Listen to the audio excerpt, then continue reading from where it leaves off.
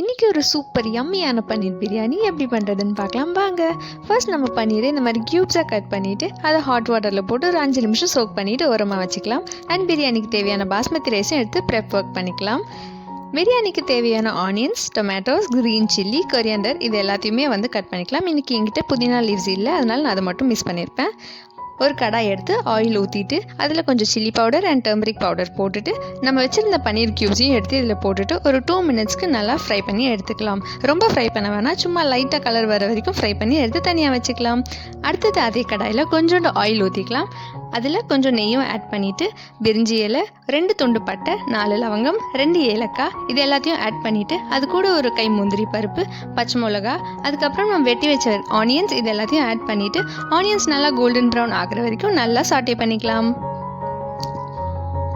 Onions இந்த அளவுக்கு golden brown ஆனதும் இதில் 2 spoon ginger garlic paste add பண்ணிவிட்டு நல்லா மிக்ஸ் பண்ணிக்கலாம். பிரியாணிக்கு ஜிஞ்சர் கார்லிக் பேஸ்ட் ரொம்ப இம்பார்ட்டன்ட், ஸோ மிஸ் பண்ணிடாதீங்க. அப்புறம் நம்ம கட் பண்ணி வச்சுருக்க கொத்தமல்லி இலை அண்ட் தக்காளி ரெண்டுத்தையும் ஆட் பண்ணிவிட்டு தக்காளி நல்லா மசிகிற வரைக்கும் நல்லா வதக்கிக்கோங்க. இதே ஸ்டேஜில் நம்ம கொஞ்சோண்டு சில்லி பவுடருமே ஆட் பண்ணிவிட்டு நல்லா மிக்ஸ் பண்ணிக்கலாம்.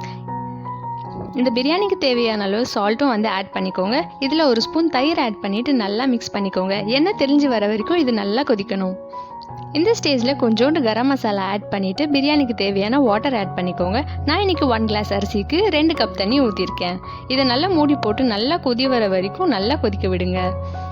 இந்த மாதிரி நல்லா கொதி வரும்போது ஊற வச்சுருக்க அரிசியை மேலே போட்டுட்டு அரிசி மேலே வந்ததும் இதில் நம்ம ஃப்ரை பண்ணி வச்சுருக்க பன்னீர் பீசஸையும் ஆட் பண்ணிவிட்டு இது மேலே ஒரு ஸ்பூன் நெய் அண்ட் கொரியாண்டர் லீவ்ஸ் போட்டுட்டு தூவி விட்டுருங்க. நெய் போட்டால் நல்ல மணமாக இருக்கும், ஸோ நெய் மிஸ் பண்ணிடாதீங்க. இதை நல்லா க்ளோஸ் பண்ணிவிட்டு ஒரு 10 மினிட்ஸ் இதை அப்படியே விட்டுடுங்க. 5 மினிட்ஸ் ஹை ஃப்ளேமில் இருக்கட்டும். 5 மினிட்ஸ் நல்லா சுட சுட சூப்பரான பன்னீர் பிரியாணி ரெடி. கண்டிப்பாக செஞ்சு பாருங்கள். பாய்.